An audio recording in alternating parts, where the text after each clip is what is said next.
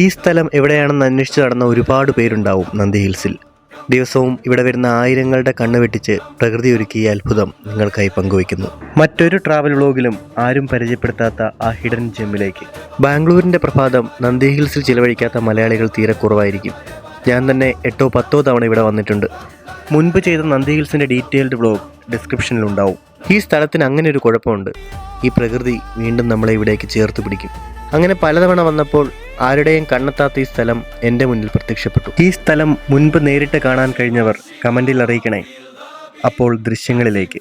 പെട്ടെന്ന് കണ്ടാൽ കണ്ണഞ്ചിപ്പിക്കുന്ന ഒരു കാഴ്ച.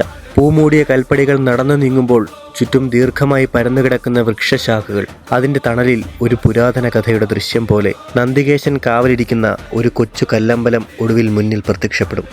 അത്രയും ലളിതമെങ്കിലും ദൈവീകമായൊരു നന്ദിക്ഷേത്രം. ഇവിടെ ഒരു നിമിഷം നിശബ്ദമായി നിന്നാൽ നിങ്ങളെ പ്രകൃതി സ്വയം ചേർത്ത് പിടിക്കുന്നതായി തോന്നും. കൊമ്പുകൾക്കും ഇലകൾക്കും ഇടയിൽ നിന്നും വരുന്ന പ്രകൃതി ദീപം ക്ഷേത്രത്തിൻ്റെ കൽമൂർത്തികളിൽ വീഴുമ്പോൾ ഒരിക്കലും മായാത്തൊരു ശാന്തതയും സൗഖ്യവും മനസ്സിൽ നിറയും. ആളുകൾ എത്താത്തിടത്തോളം കാലം ഇതിങ്ങനെ ഒരു അത്ഭുതമായി തന്നെ നിലനിൽക്കട്ടെ.